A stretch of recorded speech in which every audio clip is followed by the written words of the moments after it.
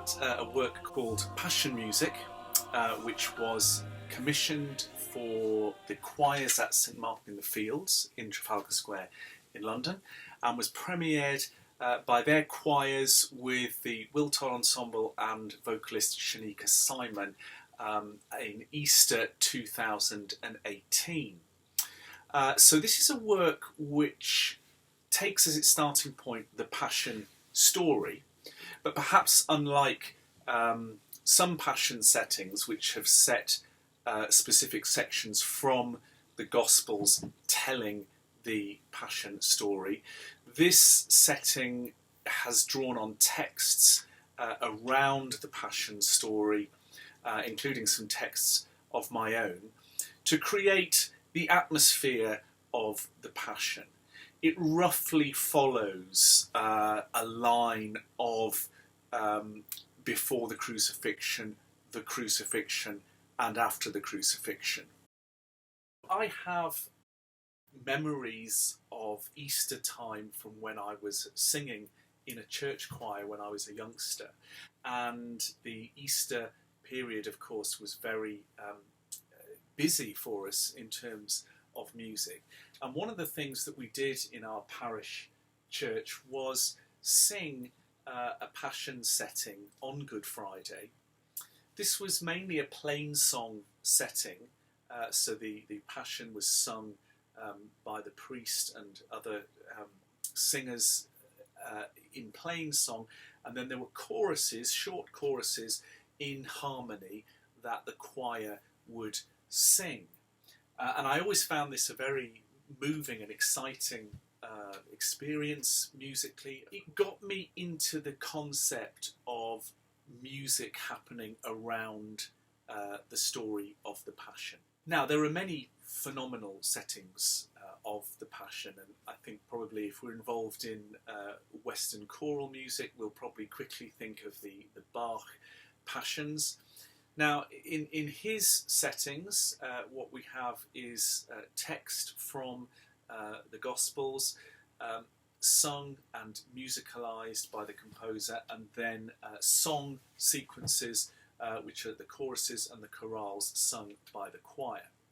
And I decided when I was thinking about creating music around Passiontide that I didn't want to set the story in such a formal way.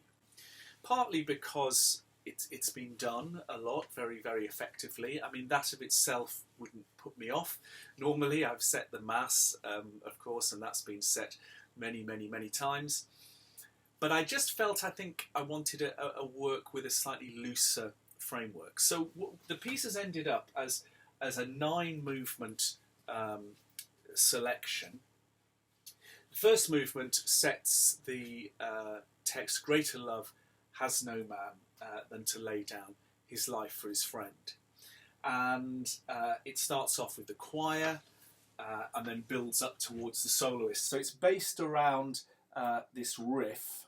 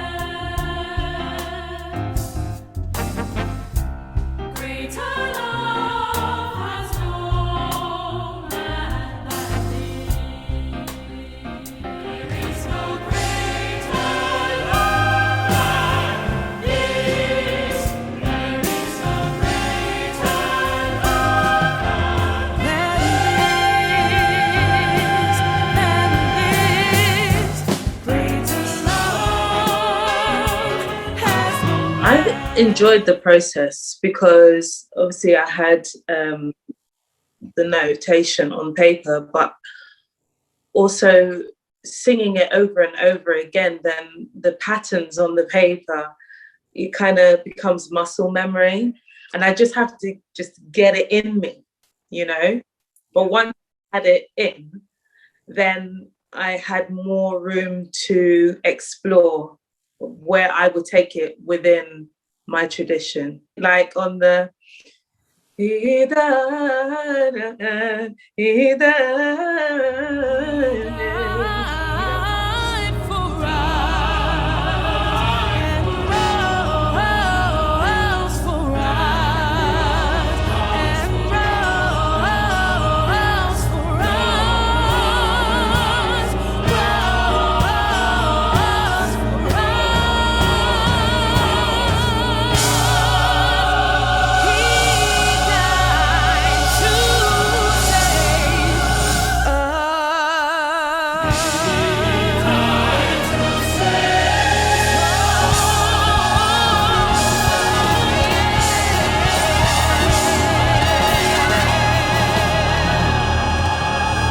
know what I mean? Like where it goes, I could deviate a bit and then come back.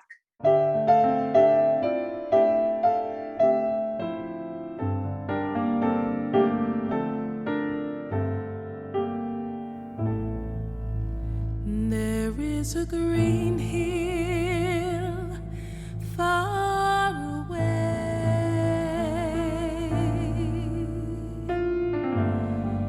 without a city wall. I've chosen this text because it sets up a picture of the whole story of the crucifixion, but it also talks about us within that story, us, the we, the people sharing the story. Because the words go, there is a green hill far away without a city wall where the dear Lord was crucified who died to save us all. We may not know, we cannot tell what pain he had to bear, but we believe. We believe it was for us he hung and suffered there. And that phrase where we get to the we believe, so it's, but we believe,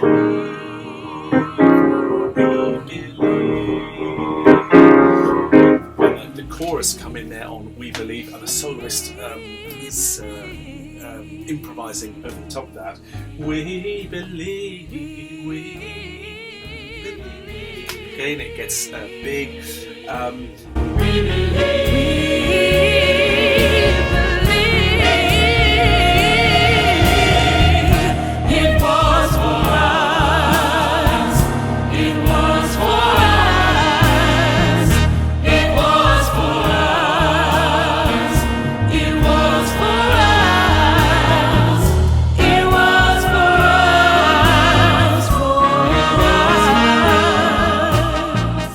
The third movement is a setting of I give you a new commandment, that you love one another. This is the words of Jesus on Maundy Thursday. And this is set just for the choir. It's the first movement which doesn't have the soloist in it. And it's a pretty energetic movement, making use of a 7/8 at the start.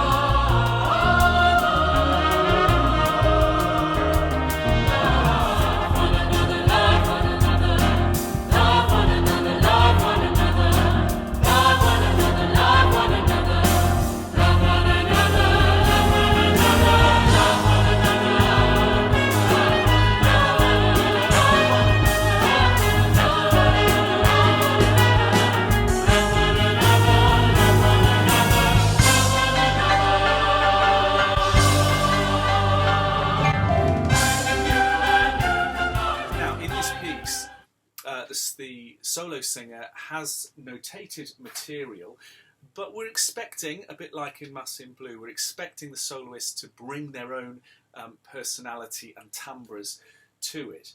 And one of the things that I worked on with Shaneeka when we first worked on the piece was developing the songs in such a way that she felt she had the space in which to do that. So, like Mass in Blue, there is a written part, but we might expect the soloist to weave around that and kind of make their own textures work, and that would be fantastic. Were you there when they crucified my Lord? Were you there when they crucified my Lord? Sometimes it causes me to tremble, tremble. Were you there when they crucified my Lord? Were you there? So I was kind of caught up in this whole tension thing of, okay, he's telling me be free with it, but I'm also trying, you know, there's that thin line, the freedom here, and then there's notes here, and I don't want to go too far away from what you intended. But I think by you just encouraging me to just sing it as you would sing it, kind of gave me the confidence to maybe stretch it a bit and probably put my own spin or I wouldn't say genre or feel from my tradition. Then I was able to put that on there.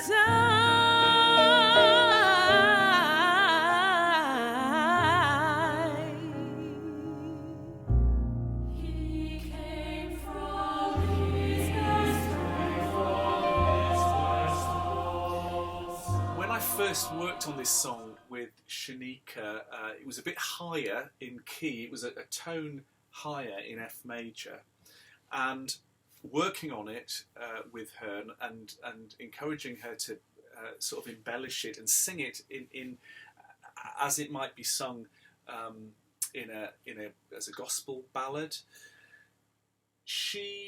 We found that bringing it down a tone for her voice was wonderful, and it kind of unlocked all sorts of stuff. And I remember the moment when we were rehearsing where I sort of tried to encourage her. I said, just sing it the way you want to sing it. She was being very good and sort of following the exact notes that I'd written, but I said, I just want you to kind of pull this around a bit. So she did that, and the moment she did that, I was saying, yes, that is exactly what we need, because the idea of using that soloist is that you get an authentic sound of that tradition and the passion, of course, by which I mean the emotive passion that comes with that. So she sings it absolutely wonderfly.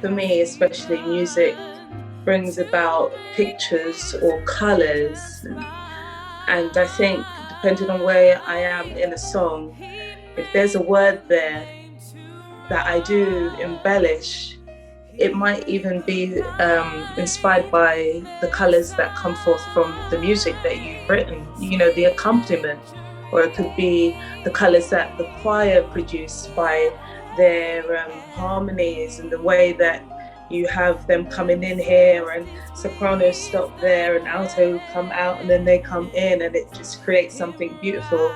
And then I think, oh, I could sit right in there. Yeah.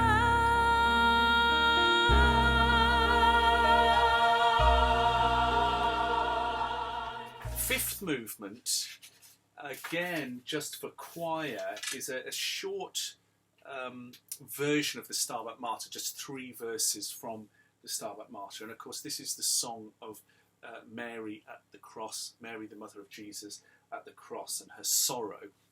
It's the only section of the Passion which is not in English. So I'm using the original Latin version, Stabat Mater dolorosa, Juxta crucem lacrimosa, and it juxtaposes a kind of shimmering 8-part a cappella sound with a ballad, just simple jazz ballad feel. So you've got these very close harmonies at the start.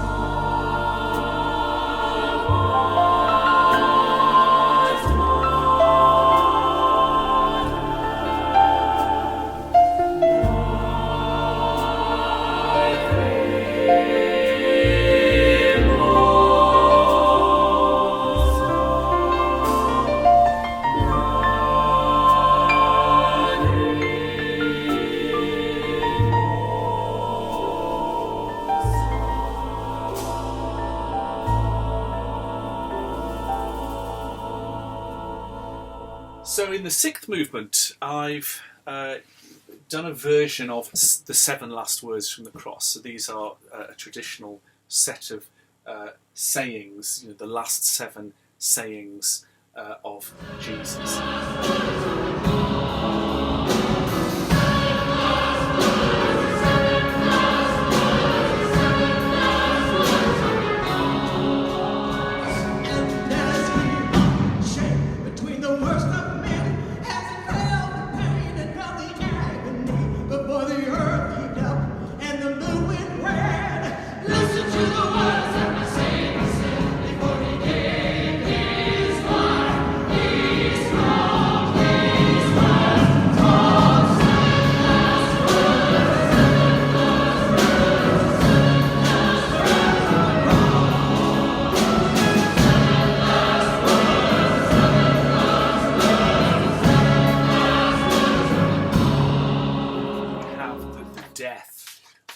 Jesus in the final chords.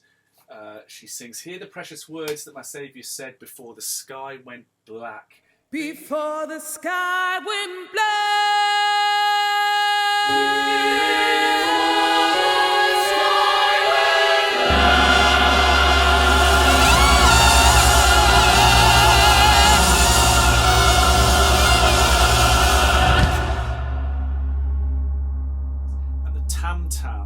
Percussion instrument is left ringing on at the end of that movement, out of which we hear the theme that we heard at the very start of the piece.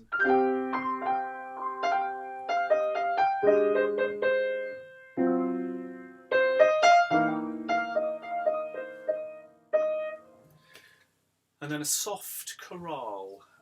My Lord is gone away, my Lord is gone away, my Lord is gone away, and I have no place to go. So this is sort of a moment of stillness, a moment of regret.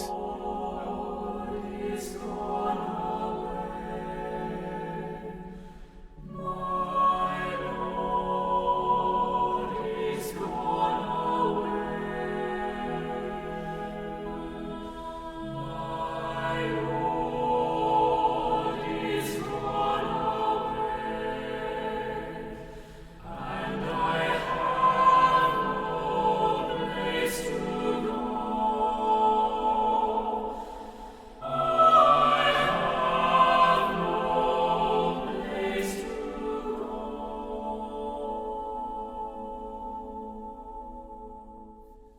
I've set the Elizabeth Fry words, "Do not stand at my grave and weep."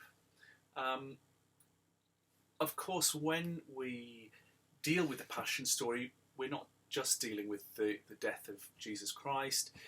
I think we bring into it textures of our own experiences of death, of the loss of loved ones. There's a sense of hope in these words. So what it's saying is that at this point of great sadness, at the point of a death, it's the dead person speaking to us, giving us comfort and saying, I don't weep. You know, remember me in these different things, remember me.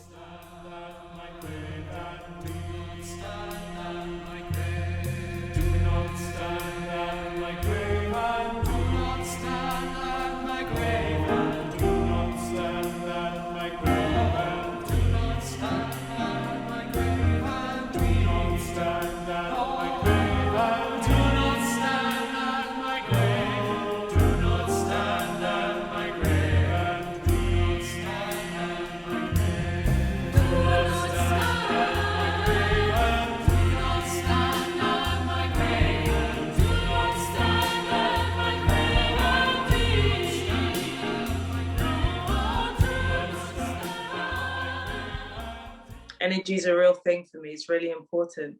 I don't want to be the person that is taking it from everybody. I want to be adding to it, and especially to such a great body of work that you have produced. Like, I want it to be good. I want it to be banging. I don't want to make it a flop.